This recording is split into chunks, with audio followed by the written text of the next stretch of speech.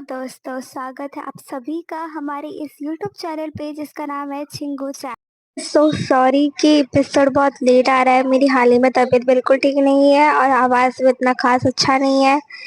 आप थोड़ा एडजस्ट कर लेना। और ये शायद पार्ट 1 पार्ट 2 के हिसाब से अपलोड होगा episode 3, because I don't think मैं एंटायर एपिसोड इस बार कवर कर पाऊंगी। Sorry for that. एपिसोड 3 की शुरुआत में हमें हुआजिन और उनकी वाइफ को दिखाया जाता है जो एक स्कूल के एंट्रेंस से होकर अंदर आ रहे होते हैं।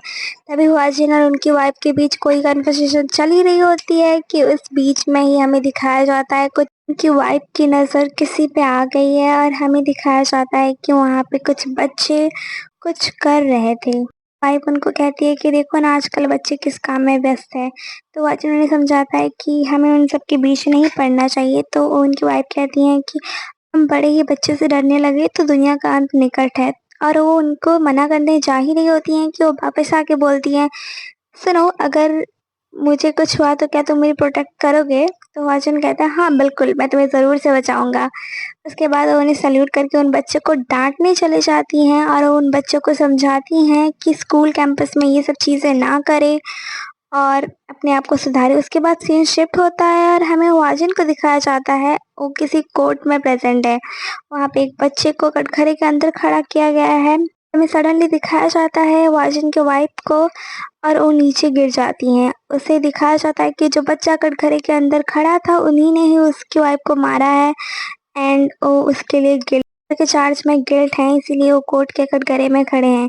उनकी वाइफ का सीन दिखाया जाता है जो पूरे खून से कवर है। उसके बाद हमें दिखाया जाता है अंडर एज बच्चे से हुई है तो इसे सीधा तरह से कोई सजा नहीं मिलती, उन्हें इस कोर्ट जूबी में भेजते हैं। ये जूबी सिस्टम मुझे समझ नहीं आती। अगर बच्चा ओल्ड है to commit a crime, he is old enough to be in jail, तो आप उसे जूबी में क्यों भेजोगे? उसे लिटरली कोई सजा मिलनी चाहिए। बात हम वाजिन के चेहरे से देख सकते हैं कि वो इस फैसले से बिल्कुल भी खुश नहीं है। कौन ही खुश होगा? क्लियर करने के बाद कोर्ट का वो सेशन खत्म होता है और हमें दिखाया जाता है कि वाजिन अपनी वाइफ के पिक्चर को लेके कार में बैठे हुए हैं और वो किसी शून्य में ताक रहे होते हैं।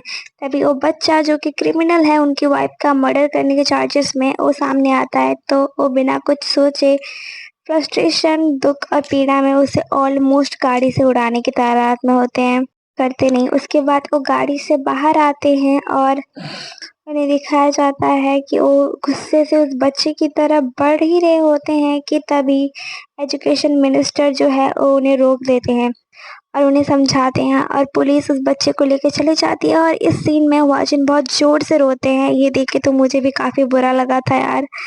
It's kinda heart breaking. उसके बाद वो उन्हें समझाते हैं वाजिन को कि ऐसा मत करो, तुम शांत हो जाओ। उसके बाद उन दोनों में एक कन्वर्सेशन हमें दिखाया जाता है कि एजुकेशन मिनिस्टर जो है करेंटली, वो उन्हें समझाने की कोशिश करते हैं कि तुम ये सब नहीं कर सकते, तुम्हें खुद को समझाना होगा, जो हो गया हो चुका है और तुम आगे इस चीज़ में बिल्कुल नहीं फंसना, तुम्हें खुद का ध्यान रखना है और खुद को संभालना है। वाजिन को समझाने के बाद वो वहाँ से उठ के चले जाते हैं और फिर आगे बढ़ जाते हैं। और फिर हमें दिखाया जाता है कि वाजिन वहाँ पे भी बहुत रोते हैं और सीन शिफ्ट होता है प्रेजेंट में और हमें दिखाया जाता है कि वाजिन ऑफिस में एंटर करते हैं, हमारे ईपीआरबी के ऑफिस में।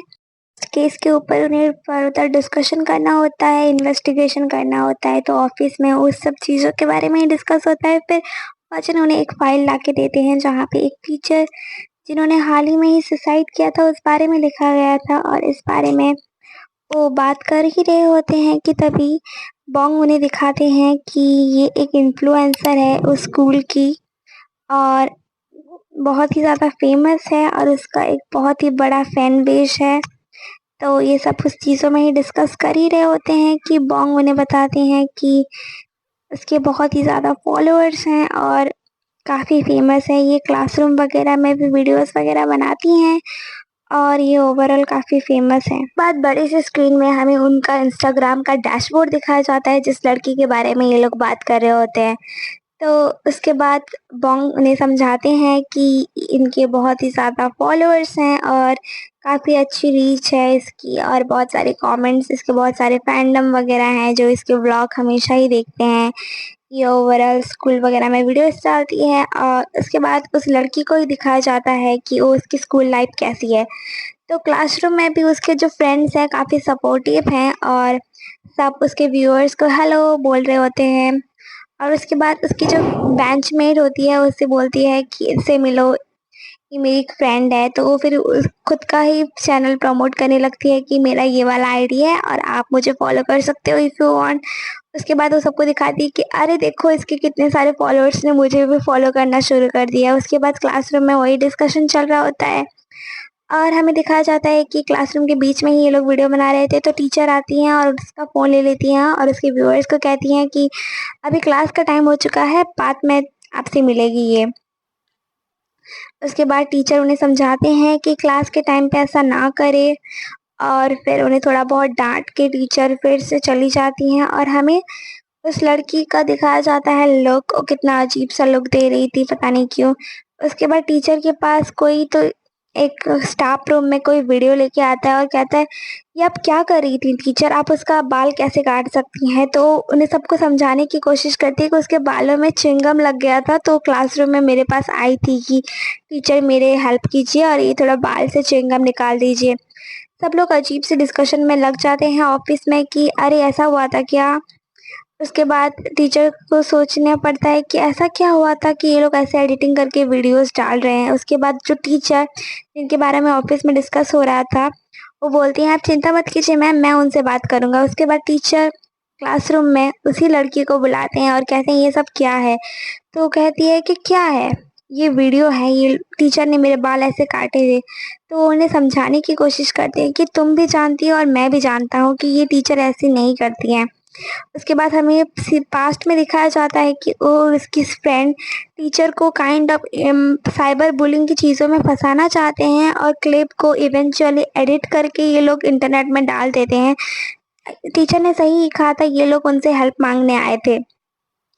उसके बाद टीचर उन्हें समझाते हैं ये सब मत करना और वो लड़की कहती है ठीक है सर।